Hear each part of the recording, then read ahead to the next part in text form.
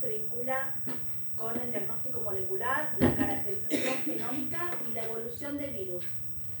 Es autor del libro Ahí viene la plaga, virus emergentes, epidemias y pandemias, de la colección Ciencia que Ladra de la editorial Siglo XXI.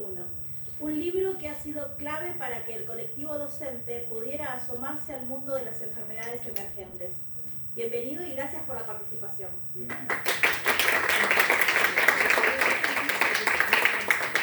Bueno, buenas tardes a todas y a todos. Gracias por la invitación. La verdad que primero, antes de hablar, quisiera decir unas palabras, como decían. Está muy bien.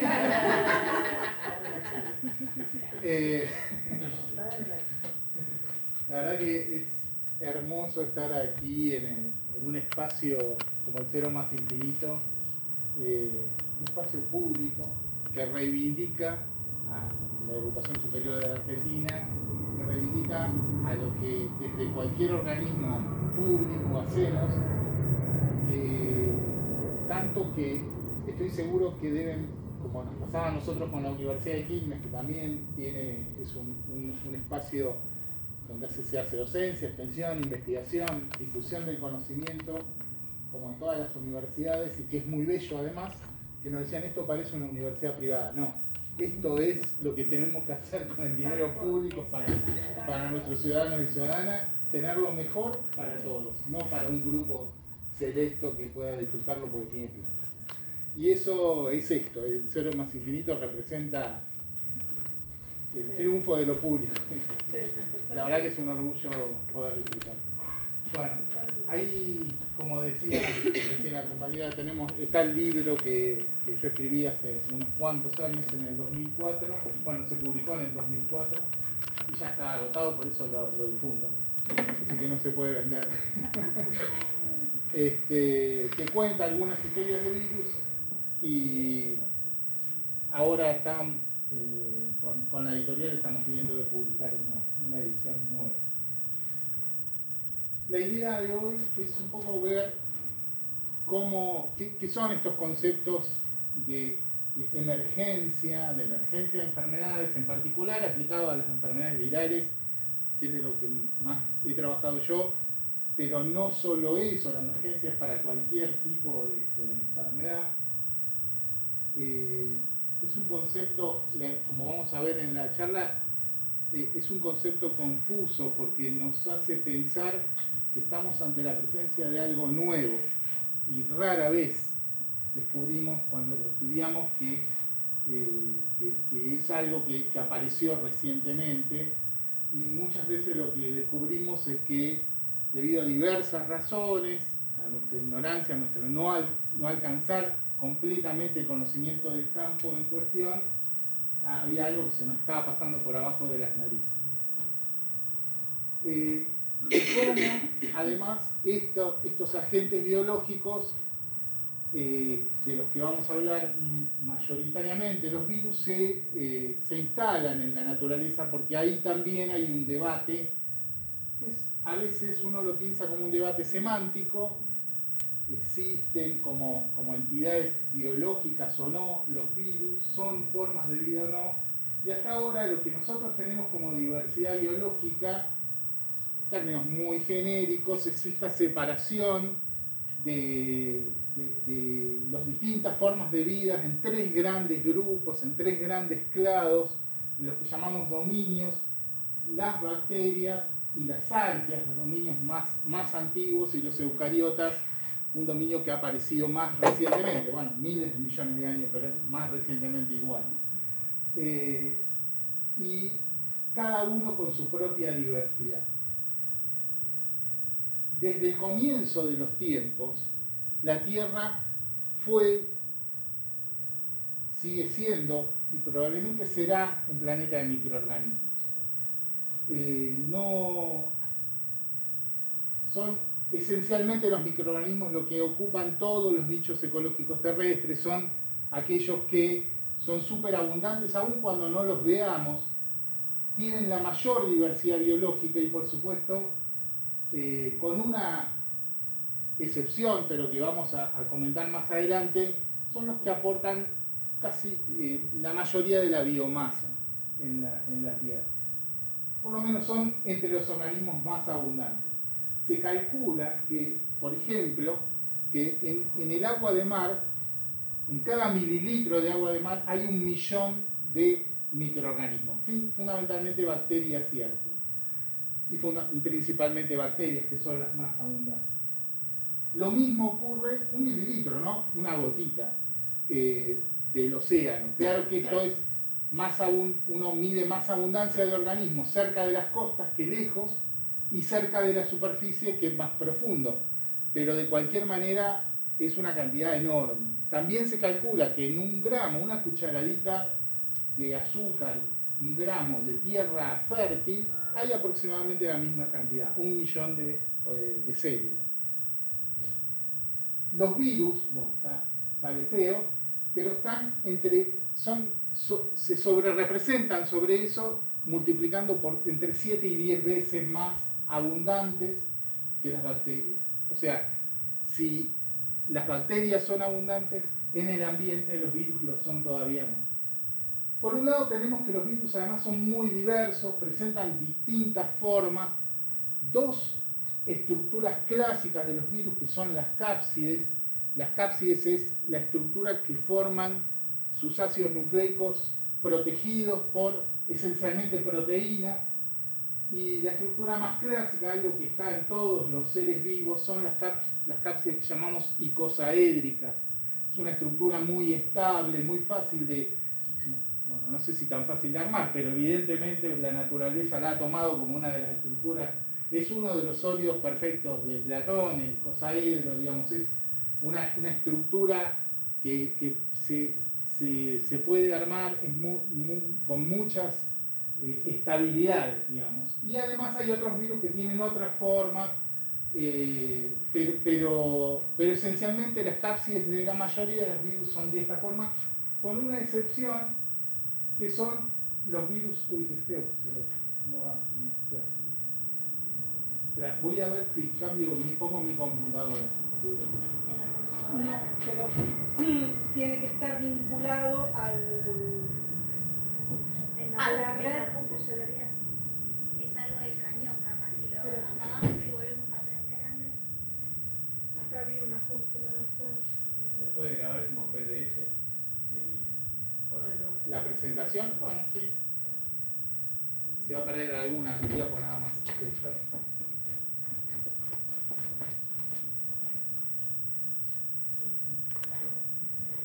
Las arqueas, que son estas formas celulares, estos organismos unicelulares tan parecidos estructuralmente a las bacterias, pero tan diferentes genéticamente en organización molecular, tan diferentes que si uno analiza el genoma de un arquea, de cualquier arquea, y lo compara con los genomas de todos los eucariotas o los genomas de todas las bacterias, los eucariotas terminamos mucho más asociados a las arqueas que cualquiera de los dos grupos a las bacterias.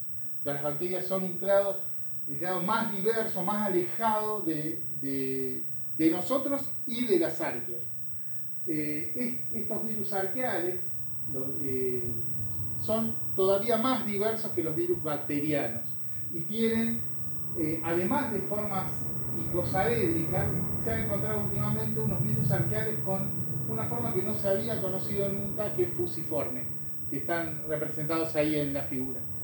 Estos virus fusiformes arqueales y la presencia de virus icosaédricos en arqueas, en bacterias y en eucariotes, lo que nos indica, por más que es muy difícil establecer una historia evolutiva de los virus, lo que nos indica que los virus son muy, muy antiguos, como dice el inicio de la filmina.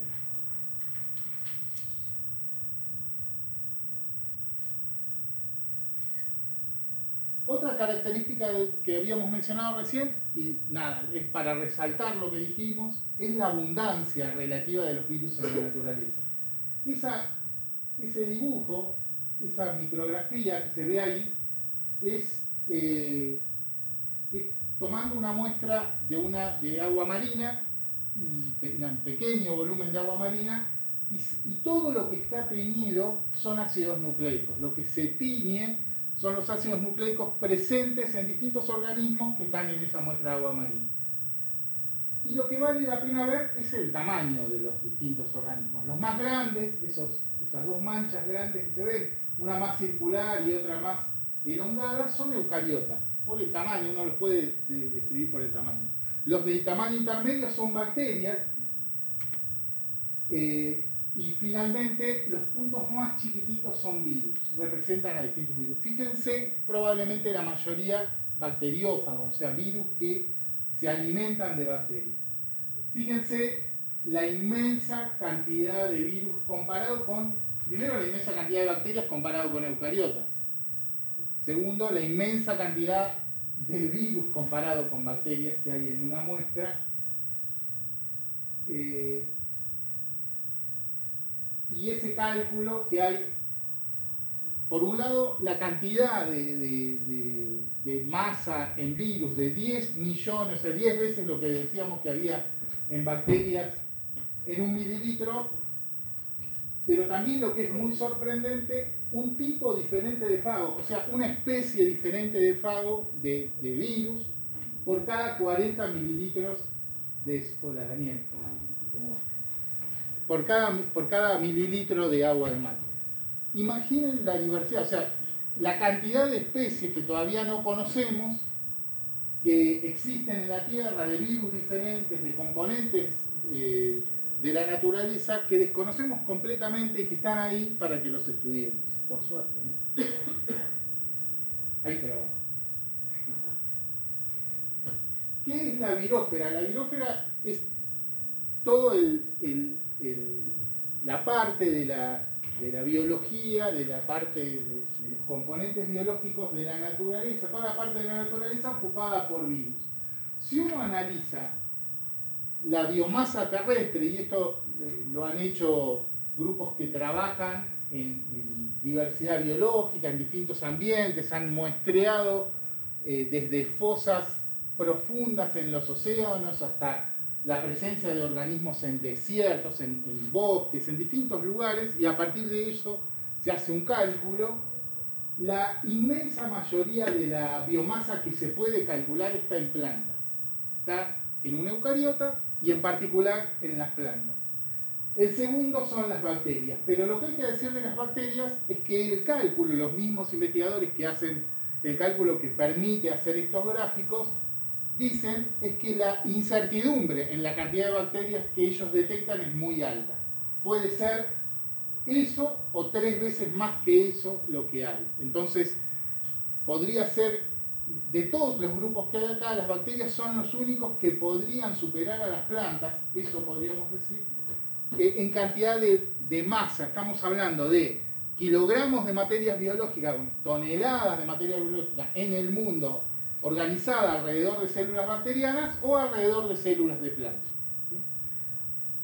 El resto de los organismos prácticamente no aparece, aparecen un poco los hongos, los animales en su totalidad, y eso incluye desde los insectos hasta los animales marinos, los animales terrestres, todo, es menos del 1% del total de la biomasa terrestre, no digamos los seres humanos.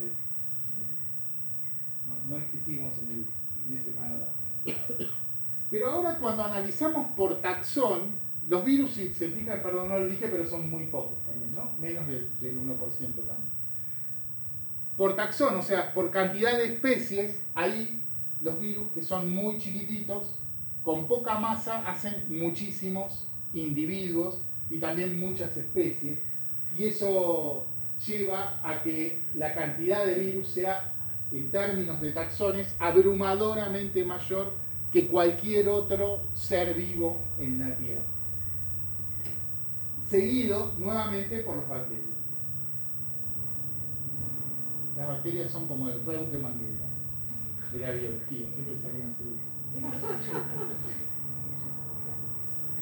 Es una maldad eso con el Lori que ganó mucho. Lo digo para los más viejos. Chiste para nuestra generación. Sí. Recuerda a Reutemann.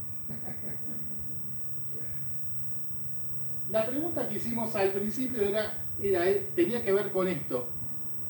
¿Está bien considerar que los virus estén vivos?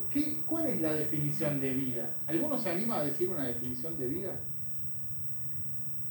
Que no sé si hay una definición exacta de vida, Bueno, sino pero que tiene que cumplir ciertas determinados características, requisitos. como tener una célula, ADN, qué sé yo, ¿cómo? Nutrirse, reproducirse, haber evolucionado. Evolucionar. Sí.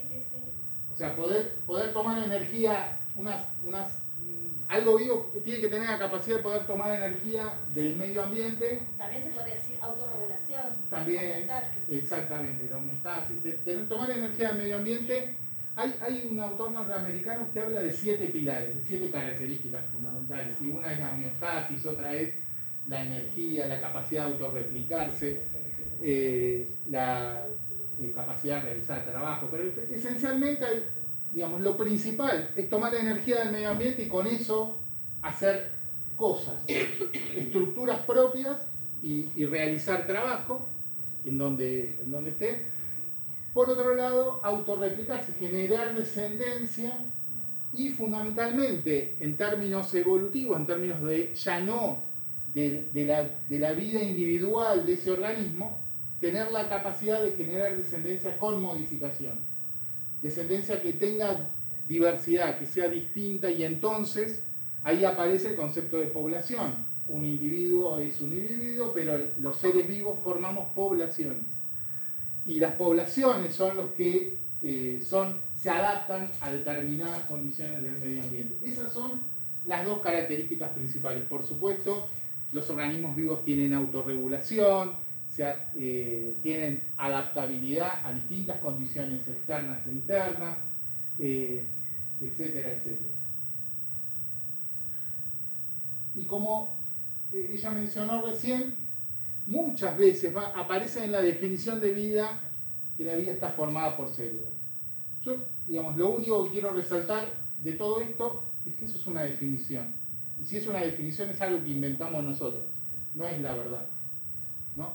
Todo lo que hacemos en ciencia es así.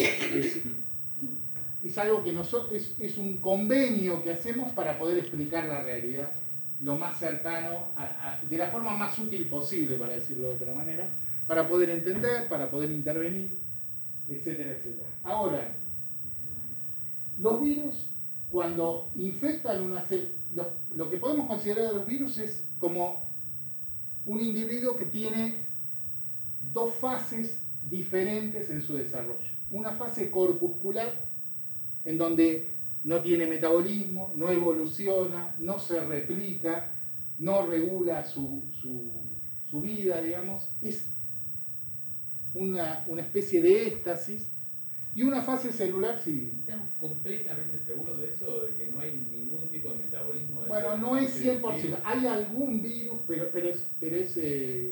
son casos, sí, hay virus que tienen hacen algo de metabolismo en la fase corpuscular, pero son ejemplos muy aislados y la mayoría no lo hace. No hace prácticamente nada en términos reales. Digamos, si quedan mucho tiempo en fase corpuscular, van teniendo una especie de metabolismo de degradativo, oxidativo, desaparece, ¿no? De larga, pero nada más. Pero cuando tienen la fase celular, una vez que infectaron una célula, hacen todo lo que hace un ser vivo. Esa célula se convierte en un virus, deja de ser la célula y se convierte en un virus. Eso es tan así que cuando tenemos una enfermedad, cuando un virus nos infecta, a nosotros, a cualquier organismo grande, no infecta a todas nuestras células. Los virus son muy específicos, infectan un tipo particular de células, en general, son los virus de la hepatitis, las células del hígado, los virus hemorrágicos, las células del endotelio de los tubos capilares, de los vasos sanguíneos, los virus respiratorios, obviamente, el tejido pulmonar, lo que fuera. Cada virus tiene un blanco dentro de nuestro cuerpo. ¿Qué hace? ¿Cuál es la respuesta de nuestro cuerpo? Defenderse cuando entra un virus, cuando entra cualquier cosa. ¿Y de qué se defiende? ¿Qué es lo que mata a nuestro cuerpo? ¿Al virus?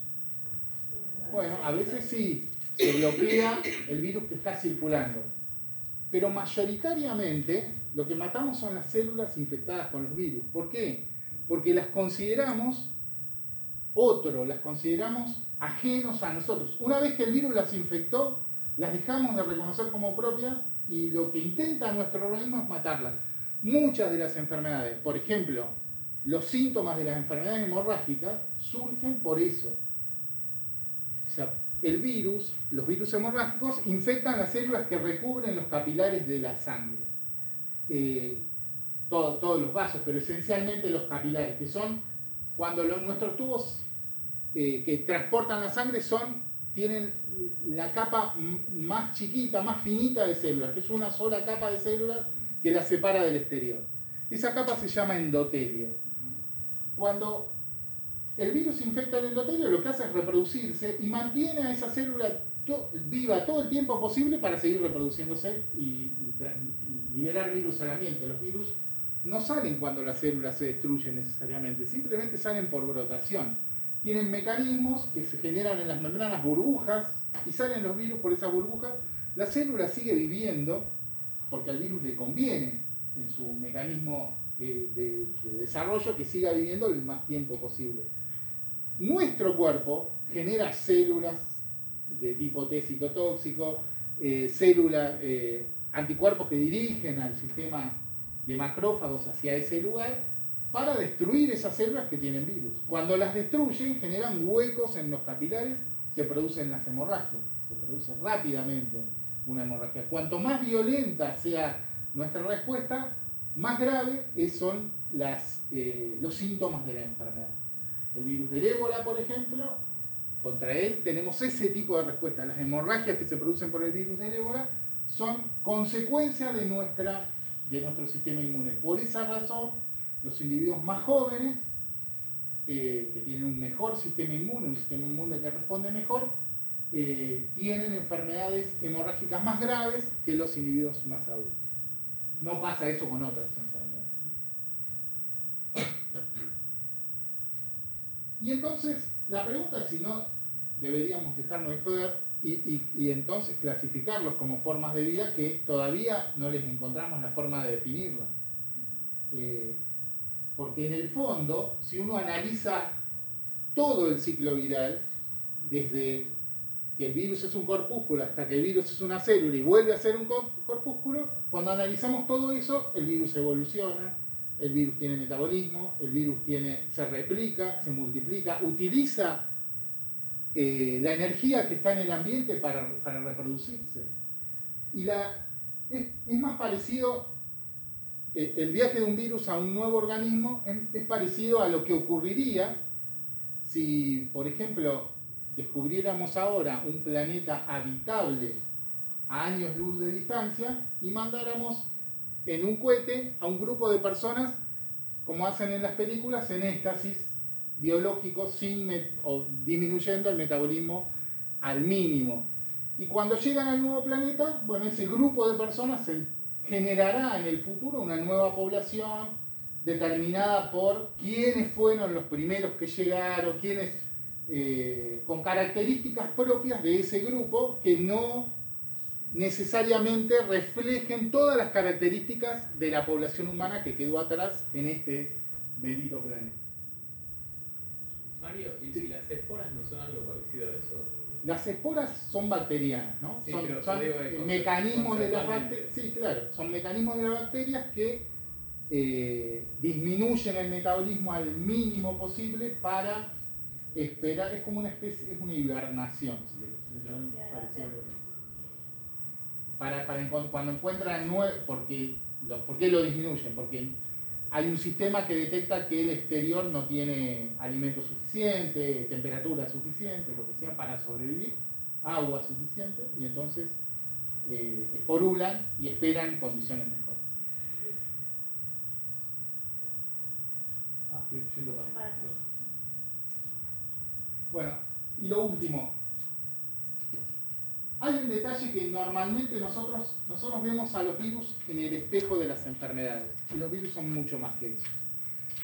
Los virus son agentes evolutivos que empezaron a funcionar desde el principio de la evolución celular. Van son parte del mecanismo evolutivo.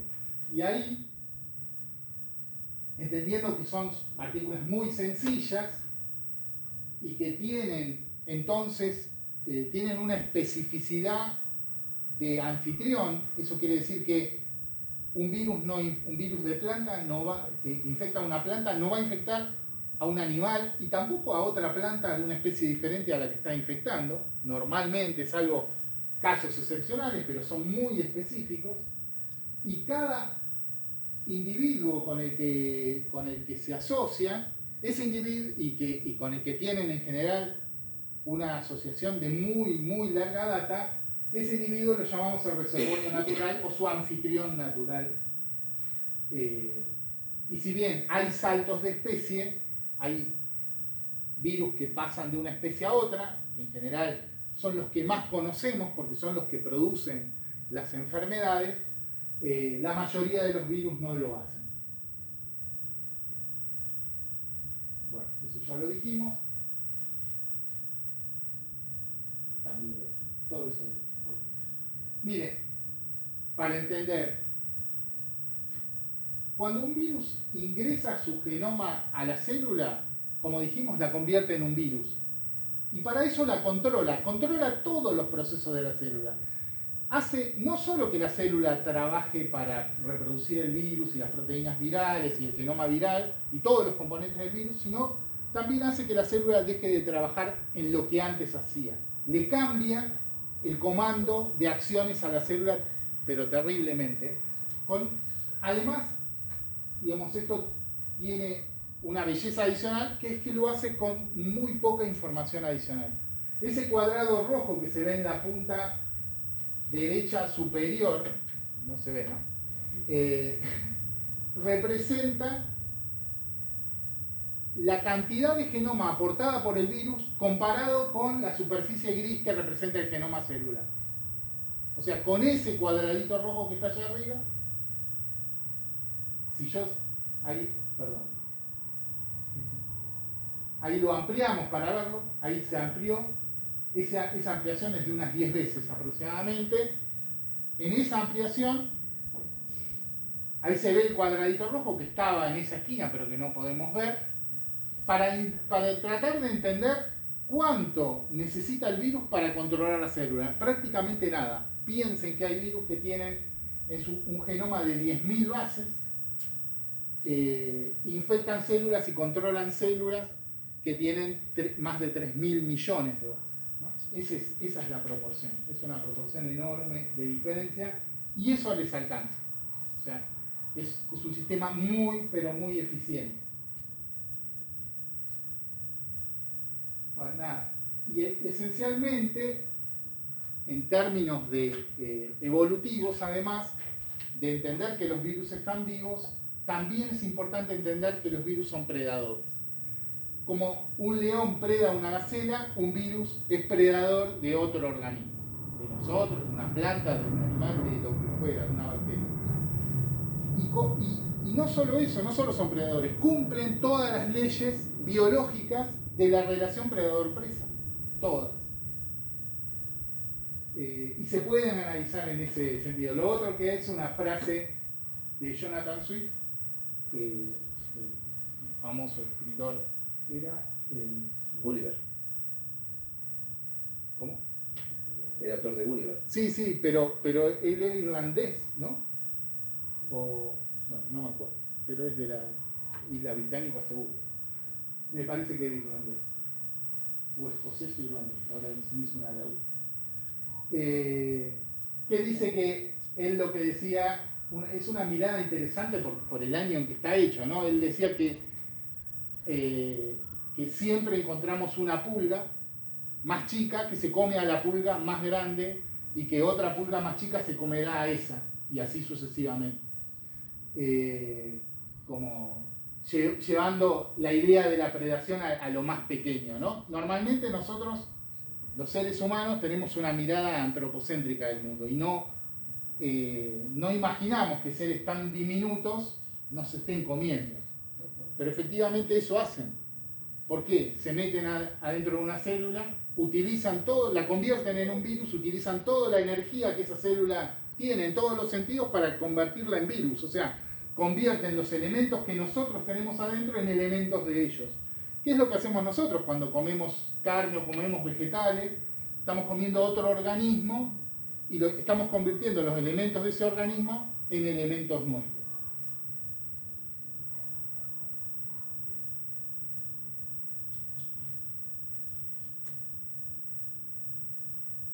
Se supone que además, como dijimos hace un rato, los virus son muy antiguos y se supone que empezaron siendo un proceso metabólico o parte de un proceso metabólico que en algún momento se independizó. ¿Cómo se independizó? Bueno, adquiriendo capacidad de autorreproducirse. Ese proceso metabólico puede haber aparecido previo incluso a que las células existan como tales.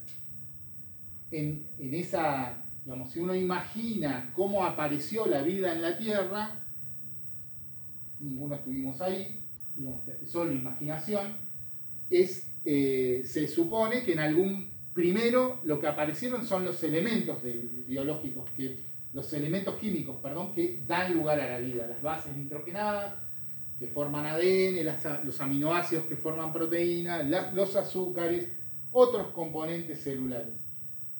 Y después esos componentes se empezaron a asociar en macromoléculas, y esas macromoléculas, algunas de ellas tuvieron capacidad de ser informativas, o sea, como son hoy las proteínas o los ácidos nucleicos, cuya secuencia determina la historia, la evolución, las cosas que un organismo puede hacer o dejar de hacer. Eso está codificado en una parte de nuestro cuerpo y en particular en macromoléculas informativas. Bueno, los virus adquirieron de alguna manera, se supone en algún momento, esa capacidad. Para que esa capacidad exista, los virus necesitaban energía del exterior.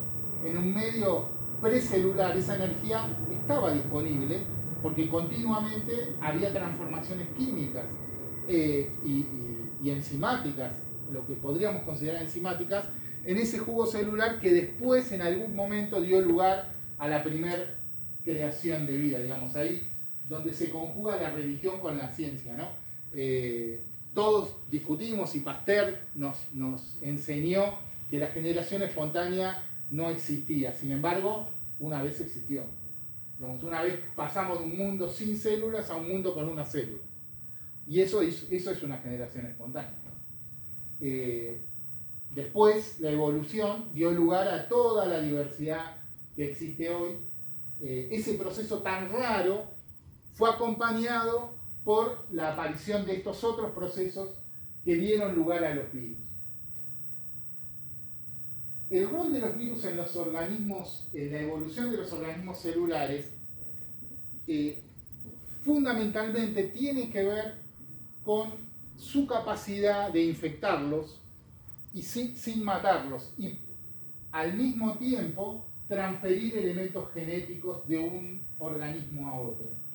Los virus muchas veces se integran al genoma del anfitrión y después salen del genoma del anfitrión. Esos procesos de integración y de salida son bastante específicos, suelen integrarse más o menos siempre en las mismas regiones y salir de esas regiones, pero muchas veces sucede que cuando un virus sale, todavía hay ejemplos actuales que está demostrado que eso sigue pasando de esta manera.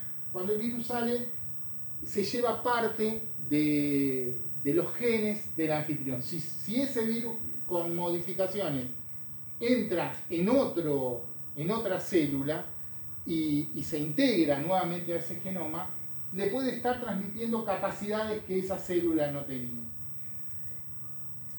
Como los virus pueden tener genomas chicos, pero también hay virus que tienen genomas bastante más grandes, la cantidad de genes que pueden transferir son, en los casos de los virus que se integran sobre todo, son muchos. Y ese paquete de genes que pueden transferir puede cambiar drásticamente a un organismo. Cambiarlo incluso para generar una especie nueva. Y por eso decimos que uno de los mecanismos más plausibles de especiación, ¿esto qué quiere decir? De cómo se genera una nueva especie en la Tierra, es a través de la intervención de los virus. Pensemos, para no hablar de los organismos unicelulares, que eso es más difícil de entender qué es una especie y qué no. En los organismos grandes como nosotros, que estamos diferenciados claramente entre especies y que podemos describirlas con bastante precisión por las características, una especie, la aparición en la Tierra de una nueva especie, es un proceso muy, pero muy complejo.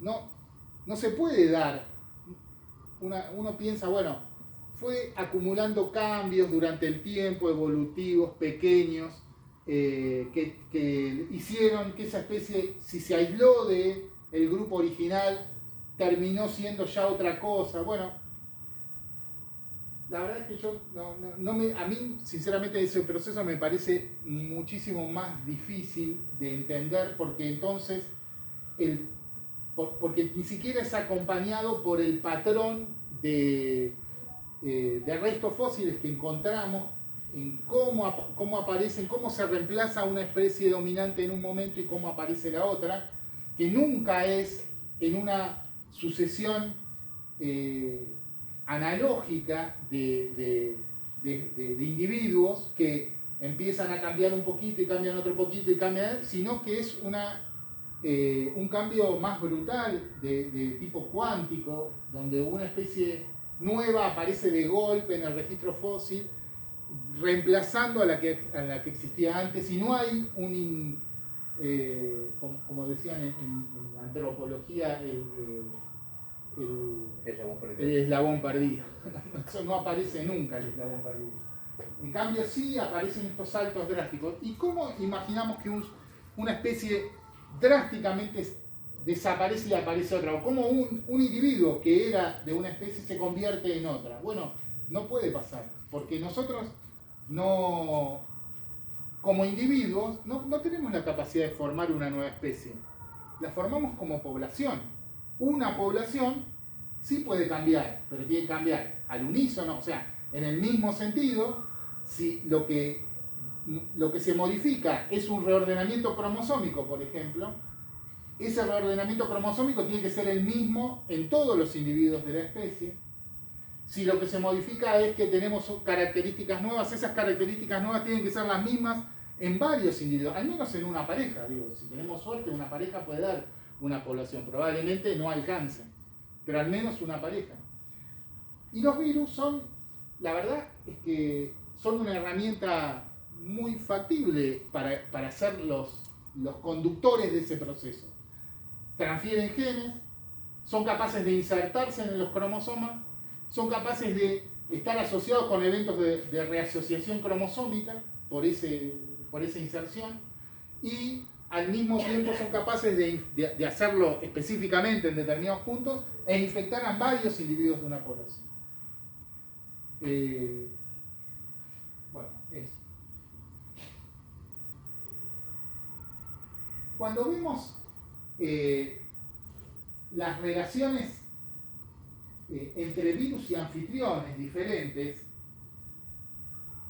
vamos a encontrar de dos tipos, esencialmente, que podríamos clasificar con estos nombres: relaciones ancestrales y relaciones circunstanciales. ¿Qué queremos decir con eso? Una relación ancestral de un virus con un anfitrión es cuando el antecesor biológico, la especie de la cual ese anfitrión desciende, ya estaba infectado o era anfitrión del antecesor biológico del virus. O sea, no es un proceso nuevo, sino que es un proceso que acompaña la evolución en forma de coevolución. El individuo o la población de individuos generó una nueva especie y el virus se adaptó a esas condiciones, generando también una nueva especie. Las relaciones circunstanciales son todo lo contrario, son todos los eventos que aparecieron después de relaciones con virus de una especie, después que apareció en la naturaleza. Ya no lo venían, no estaba previamente. Para decirlo resumidamente, una infección, una relación ancestral, en general transcurre sin generar ningún problema en el anfitrión, casi sin notarlo. Nosotros, por ejemplo, normalmente el 30% de la población, o sea, en esta sala varios de nosotros, estamos infectados por virus de una familia que se llaman poliomavirus. Son virus que están en nuestro tracto digestivo y que además en nuestro tracto urinario. Y los eliminamos a la naturaleza continuamente. Nunca sabemos si los tenemos o no, salvo que los busquemos, porque no nos producen ninguna afección. Esos virus han coevolucionado con nosotros y si uno hace un análisis filogenético de los virus del polioma, puede encontrar la misma relación y toma virus del polioma de individuos de distintos lugares del mundo, puede encontrar la misma relación evolutiva que hay entre los individuos. ¿Eso qué quiere decir? Que la que encontramos en los individuos al analizar su ADN mitocondrial o su cromosoma Y o cualquier cromosoma que secuenciemos para poder seguir cuál fue el destino de esa población, cuál fue el camino que una población determinada en cualquier lugar del mundo siguió después de que los primeros humanos salieron de África. Y esto de que los virus están en relación con nosotros desde hace mucho tiempo, todavía se resalta más con la presencia en nuestro genoma de una impresionante cantidad de secuencias que son retrovirales. Los retrovirus son virus que tienen un genoma de ARN. El SIDA, por ejemplo, es un retrovirus. Ese genoma en algún momento se llaman retrovirus porque tienen una enzima, que es la principal enzima en su multiplicación, que lo que hace es lo inverso a lo que hacen nuestras células para poder decodificar la información que está en el ADN. Vieron que hay un dogma, lo que se llama un dogma de la biología molecular, que es que la información genética está en el ADN, se copia a otro ácido nucleico, que es el ARN mensajero, donde intervienen también ARN de transferencia, después y ribosomales, otros tipos de ARN, y eso se traduce en ¿qué? En proteínas. Y las proteínas son las que muy mayoritariamente hacen el trabajo celular. Le dan la forma a la célula, indican qué tipo de metabolismo esa célula va a tener, qué tipo de regulación, dónde va a vivir, si se va a mover o no, etc. Estos retrovirus hacen lo inverso. Tienen un genoma ARN y tienen una enzima que copia ese ARN en ADN como parte de su ciclo celular. Y después usan las enzimas celulares que siguen el dogma para generar copias de su propio genoma en forma de ARN. Pero ese ADN que generan como intermediario en su ciclo de vida se puede integrar al genoma. Y a veces se integra y queda allí mucho tiempo, tanto que empieza a ser modificado por la evolución de la propia célula a la que infectó.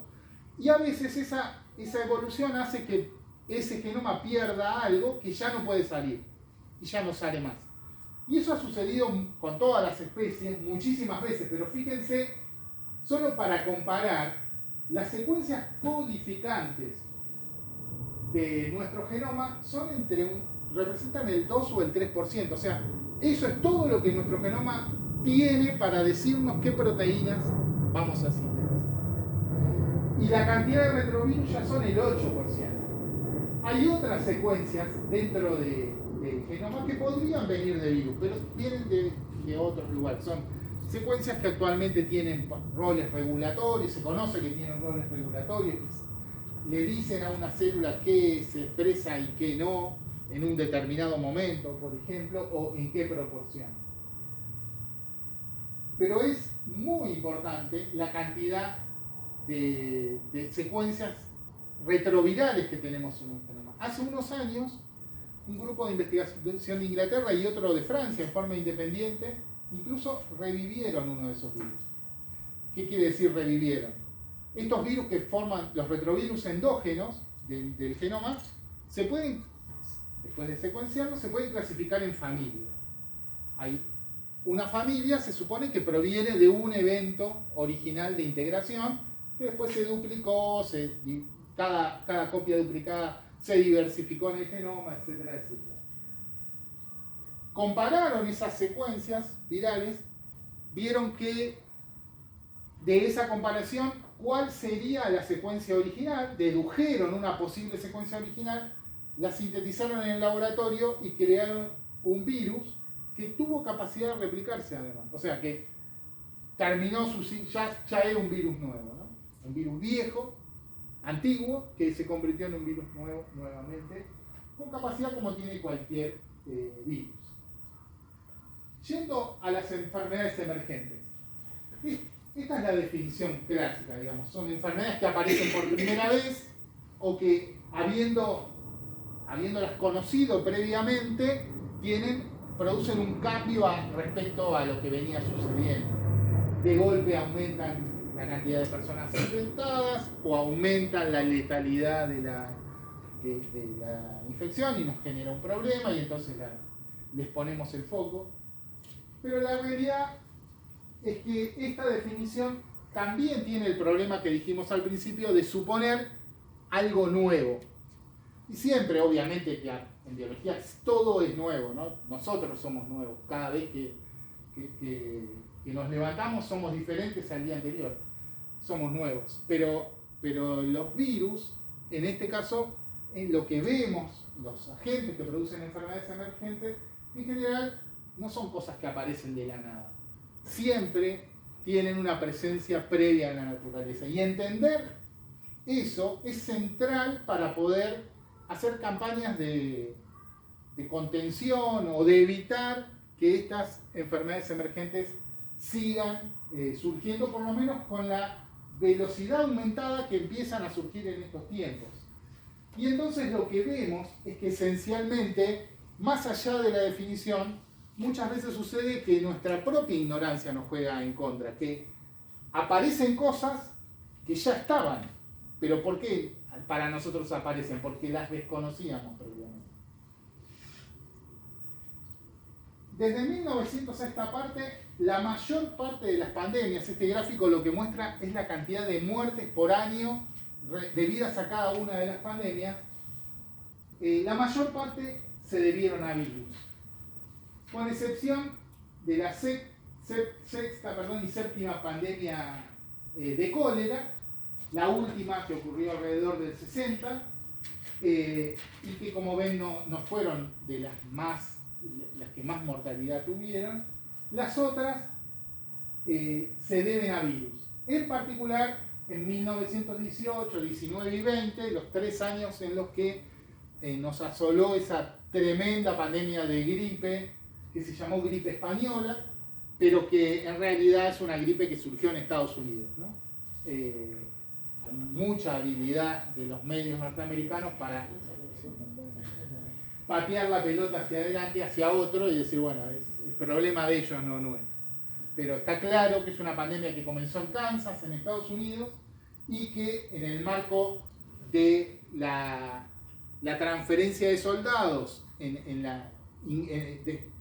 a raíz del ingreso tardío de Estados Unidos a la Primera Guerra Mundial, llegó a Europa y ahí hizo una explosión de mayor gravedad. Y Juan Flo, que es un investigador de esta casa, suele decir que en Europa lo que se produjo, además del ingreso de un virus que ya de por sí era muy contagioso, hubo una serie de factores que aumentaron la capacidad de variabilidad y generaron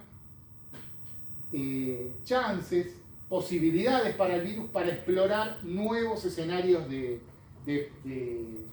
secuencias, en particular porque cuando el virus llegó a Europa todavía se estaban usando estos, como el gas mostaza o otros gases asesinos para matar gente, que uno de los efectos que tienen es ser mutágenos, o sea, favorecer la presencia de mutaciones.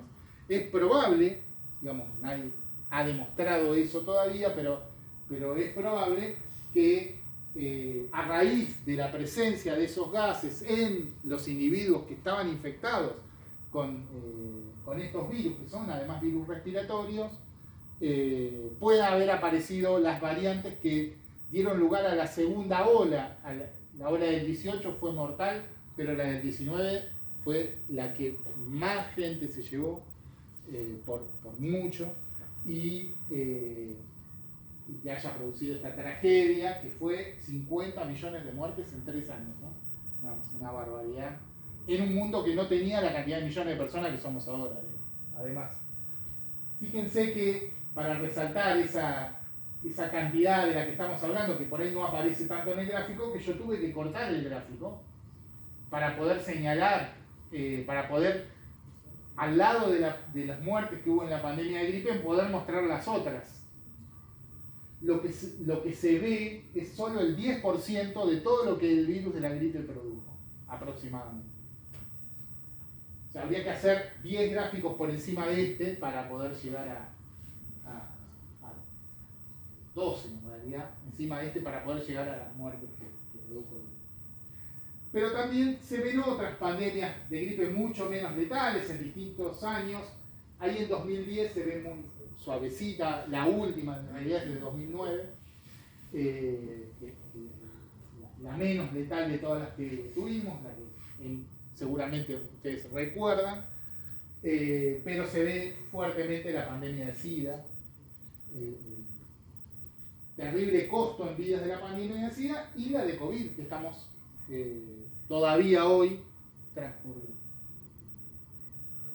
Muchos la minimizaron, pero pónganla en referencia, no es minimizable para nada, ¿no? Y entonces, la pregunta que sigue con los virus que producen estas enfermedades emergentes es esta, si son virus nuevos. Y cuando estudiamos la mayoría de los virus que consideramos emergentes, ahí hay algunos ejemplos, son virus que están presentes en algún agente zoonótico. ¿Qué quiere decir esto?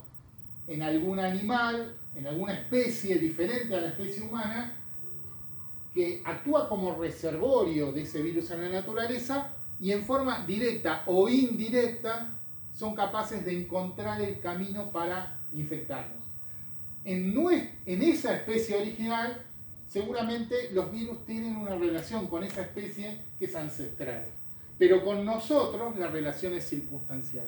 Que sea circunstancial no es una implicancia directa de gravedad, pero muchas veces las nuevas reacciones, las reacciones mutuas entre el patógeno y el afectado, el individuo afectado, son violentas justamente porque no hay una historia natural de larga data atrás de ellos.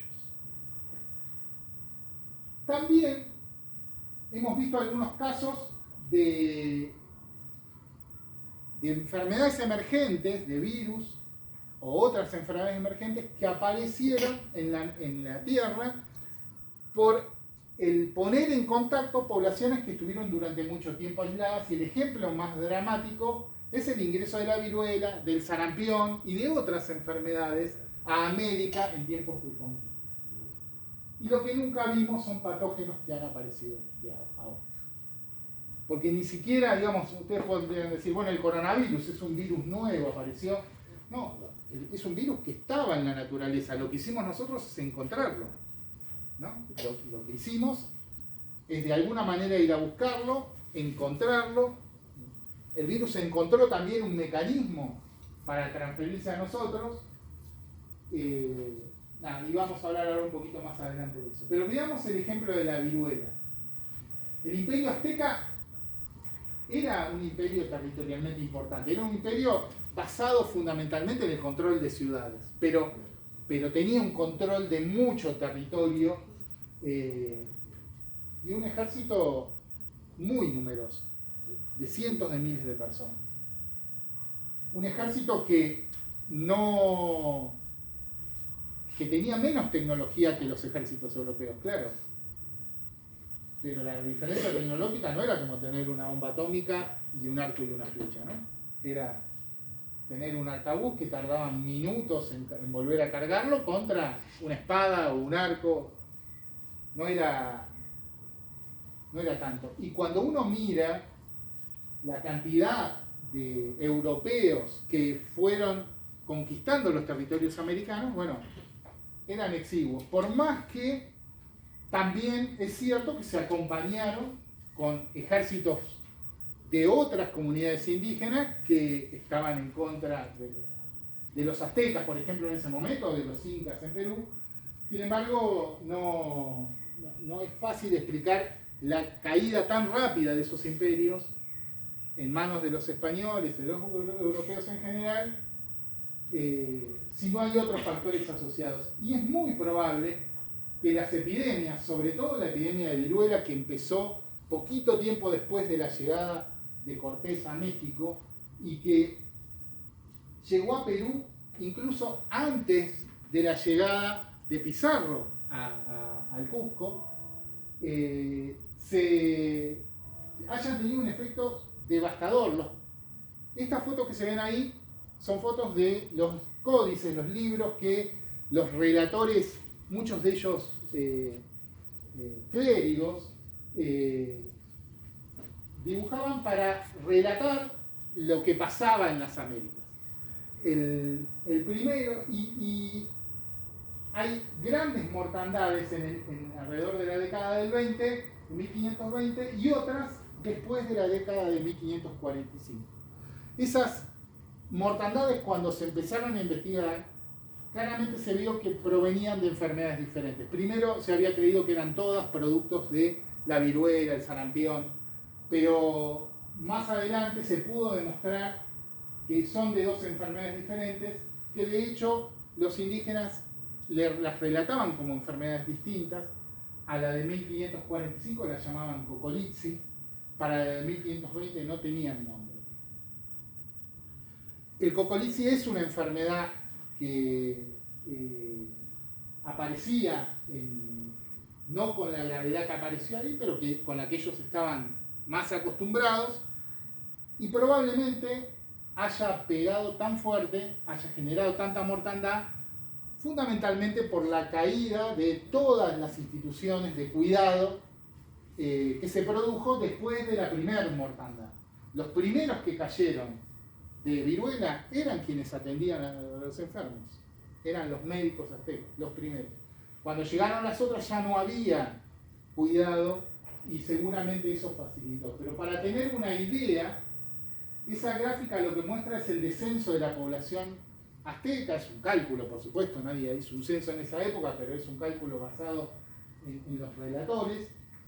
El primer descenso es debido a la epidemia de 1520, el segundo es a la de 1545. Y una tercera mortandad, pero mucho más leve, alrededor de 1580. Pero es un descenso de población que algunos calculan entre el 70 y el 90% de la población que falleció en esos 60, 70 años que transcurrieron estas tres epidemias. La pregunta que uno se hacía rápidamente es ¿por qué los europeos transmitieron enfermedades a los americanos tan graves y no al revés? ¿No? ¿Por qué sucedió en ese sentido? O en términos de armas biológicas, ¿por qué eran más fuertes las armas biológicas europeas y no las americanas? Si la tortilla se podría haber dado vuelta ya en ese momento, no se sabe. Pero tenemos algunas ideas, algunas respuestas para esto. Y las respuestas tienen que ver con las migraciones humanas. Esencialmente los humanos somos descendientes de una tribu que empezó su viaje en el área de lo que hoy es Botswana, por ejemplo, en el centro de África, en el centro sur de África, y de allí se dispersó primero por África y después en varias oleadas saliendo de África para ocupar el resto del mundo. En esa ocupación del resto de los nichos ecológicos en la Tierra, también esa ocupación se acompañó con la desaparición de otras especies humanas que convivían al mismo tiempo con nosotros, como son los neandertales y como son los denisovanos, ¿no? En distintas regiones. Pero imaginemos esto, la población humana en África estaba seguramente en contacto con muchísimos patógenos, en contacto y en equilibrio. Cuando un grupo poblacional se separa de la población central, seguramente se lleva consigo un grupo de genes que lo van a hacer diferente y que van a determinar las características de quienes viven fuera de África respecto a los que, comparados con los que viven dentro, ¿no? Porque va a evolucionar a partir de ese cuello de botella genético que va, o de efecto de fundador, que en el fondo tienen el mismo proceso, terminan haciendo lo mismo, que van a generar menor variabilidad de la que había en la población original, que uno ve eso en la actualidad. Pero también se llevaron solo un subconjunto de la totalidad de gérmenes con los que estaban en contacto en África.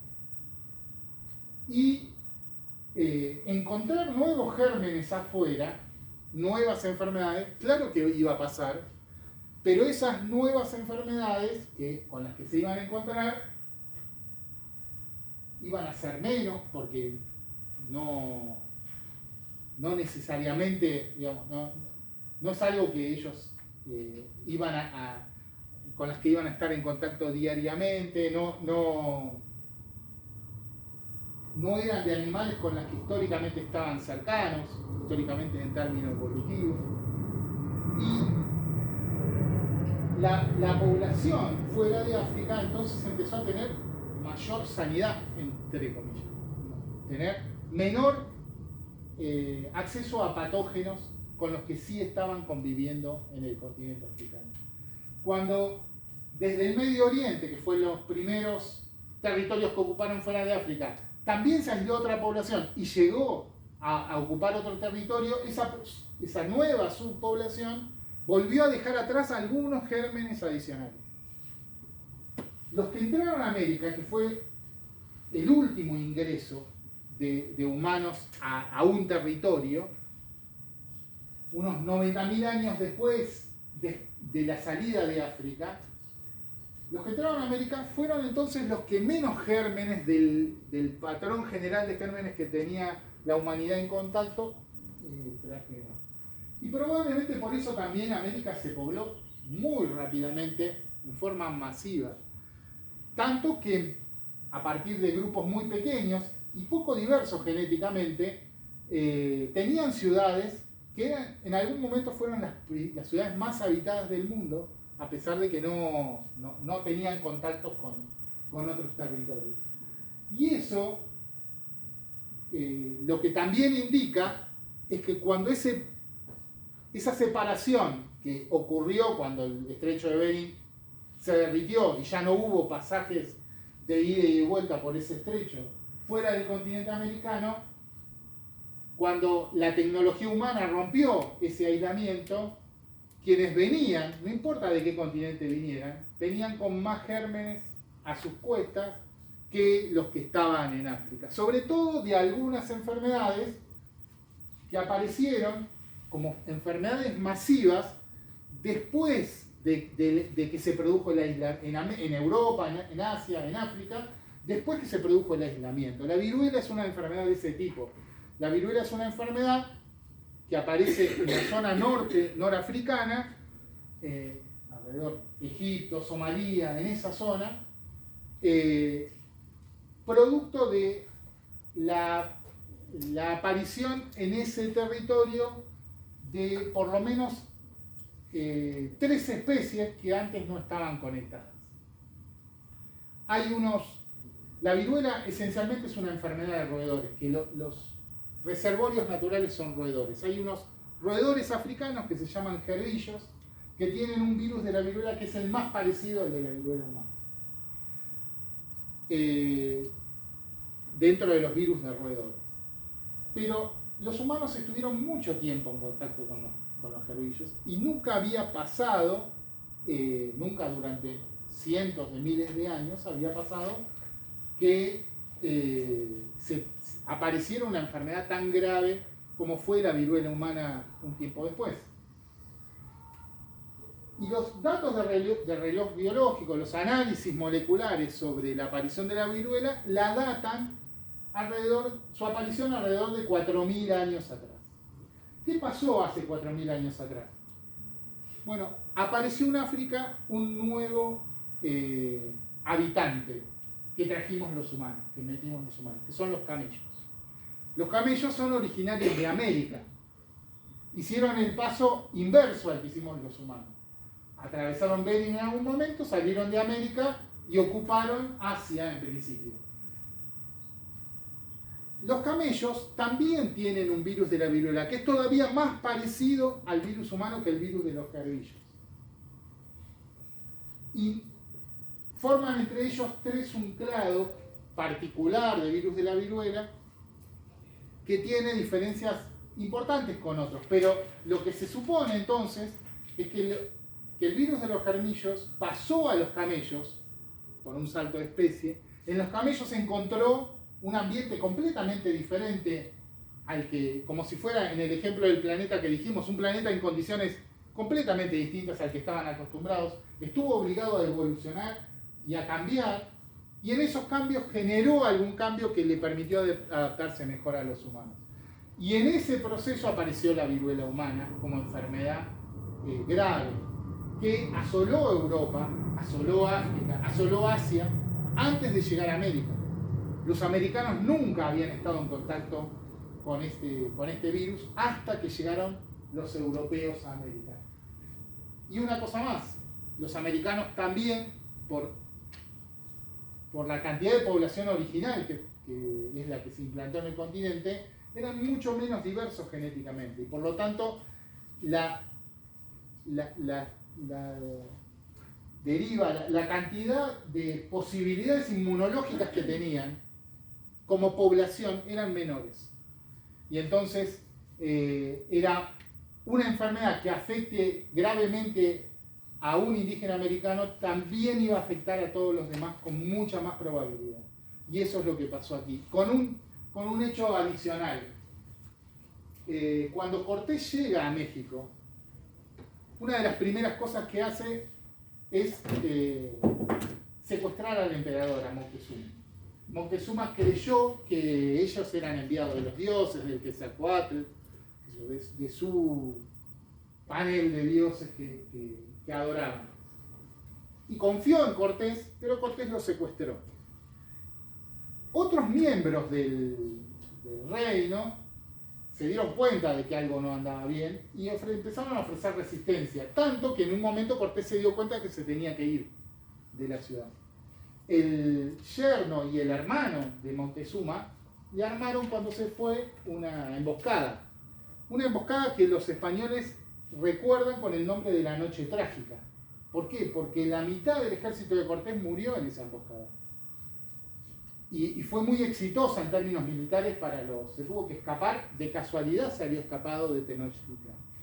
Pero ese triunfo militar fue una derrota cultural para los aztecas, porque quienes pelearon en cercanía de los invasores, en cercanía de los europeos, a los 3 días empezaron a caer con esta enfermedad tan terrible, tan deformante que es la viruela, y empezaron a morir por eso.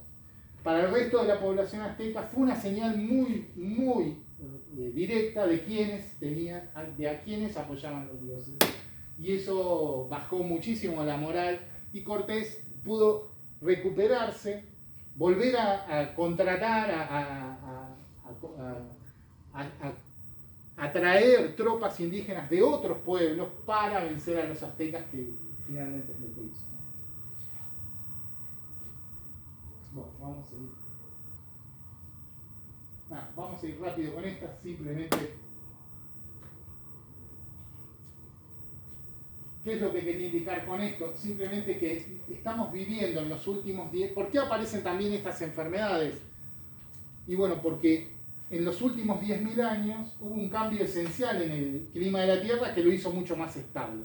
El clima terrestre tenía muchísimas variaciones hasta que apareció este periodo, el Holoceno, que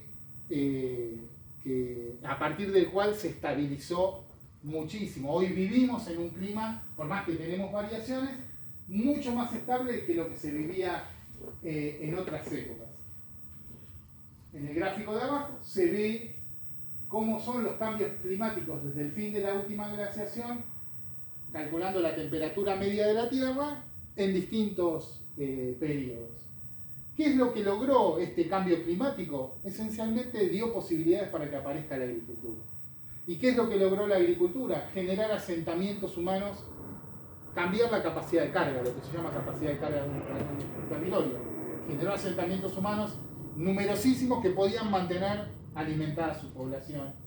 Y eso generó condiciones, en general la agricultura es un trabajo que es muy arduo, que requiere de mucha mano de obra, además, muy intenso, generó aglomeraciones, condiciones sanitarias poco adecuadas para los humanos, pero muy adecuadas para los virus y las bacterias que nos infectan.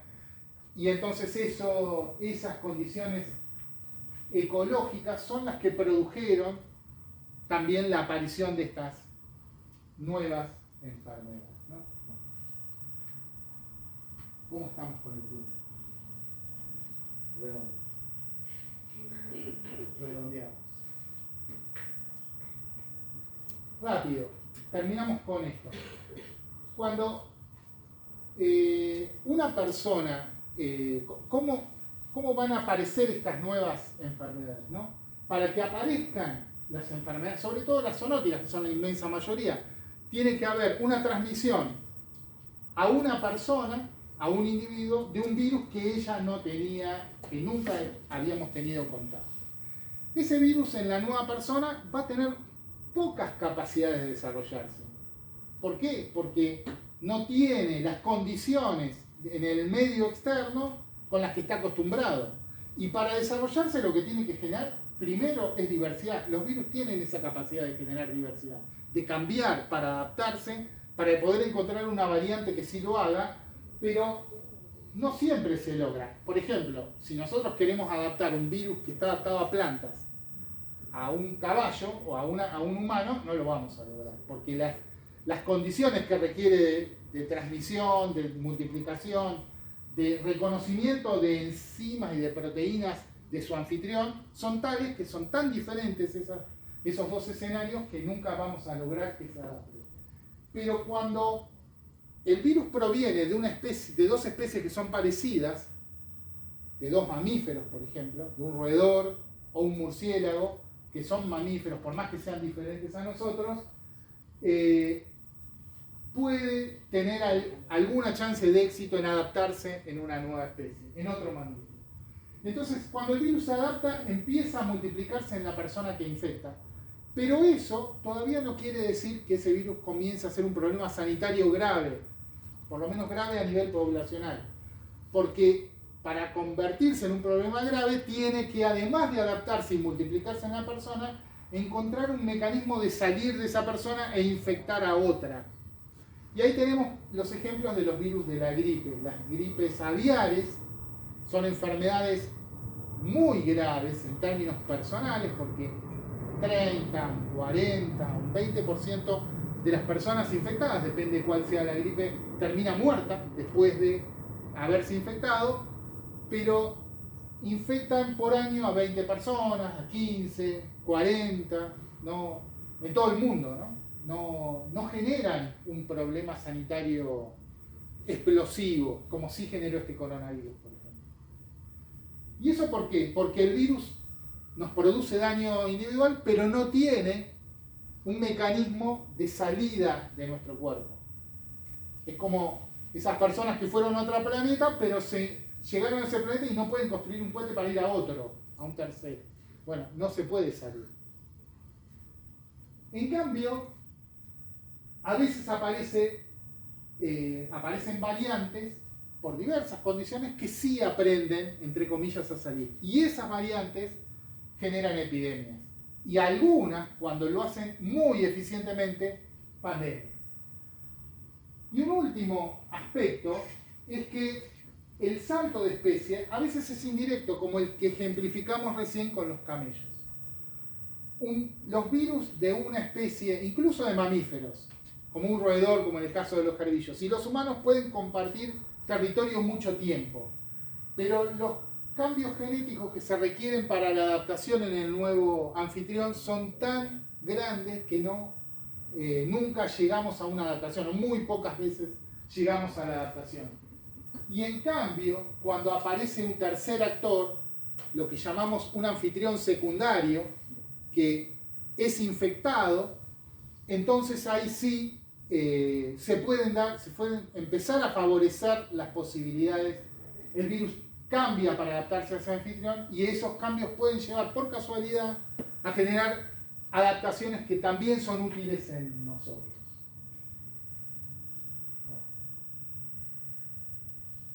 Y esto es un esquema general de cómo se dan las enfermedades zoonóticas emergentes. Empezando por los virus, que tienen su contacto con el anfitrión natural. Ese anfitrión natural puede transferir el virus a un anfitrión secundario o a un vector. Los vectores son aquellos animales que pueden transferir el virus de una especie a otra, como los mosquitos, las garrapatas, algún otro insecto. Y después tenemos el anfitrión final, donde sí se produce la enfermedad, y ahí tenemos ejemplos de esas enfermedades, ¿no? En general, y con esto sí termino, los anfitriones, la mayoría de los anfitriones naturales de los virus terminan siendo roedores o insectos. Los que nos afectan a nosotros en particular también importan aquellos que son de especies muy parecidas, como los monos. Pero la inmensa mayoría terminan siendo virus de insectos o de roedores. ¿Por qué? Simplemente porque de quirópteros, de murciélagos y de roedores. ¿Por qué? Porque esas son las dos familias de mamíferos más abundantes.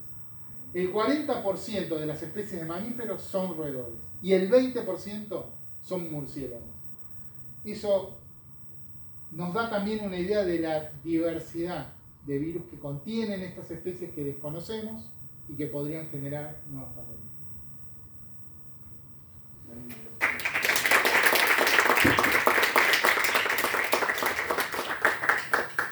Me pongo a hablar de otras cosas y no llego a los números. No, pero está interesante. O sea, no, porque te escuchaba y yo doy en biología en quinto año de secundaria, doy evolución humana. Y yo digo, tengo que recapitular y arrancar de cero de nuevo. O sea, nunca lo había visto ni lo estudiamos el profesorado de esta manera. Me abriste la cabeza así. Gracias. Nada, era un aporte y era... Sí. No. Podemos hacer una o dos son preguntitas. más preguntas que otra cosa, ¿no? Sí, no sí, se no, crean pero todo lo que les digo. No, pero está bueno también hacer unas preguntas, obviamente. No es verdad, está bien contado. Claro. Hablando de estar bien contado y pensando en las preguntas que habían hecho en otros espacios respecto de cómo pensar la enseñanza de estas cuestiones en una transposición didáctica adecuada. Otra vez, no sé si coincidan conmigo, pero toda la parte que acá nos cuenta Mario respecto de la historia, de cómo fue el impacto de la conquista de América, es ese formato narrativo que tiene todos estos componentes sociales, históricos y políticos. Eso es una de las cosas a tener en cuenta. Esa es una de las cuestiones a tener en cuenta en los modos de enseñar la salud. Bien, ¿alguna pregunta? Diga. Con respecto a los virus que mencionaste, que hay en algunas personas, ¿podríamos decir que están viviendo simbióticamente intestinales?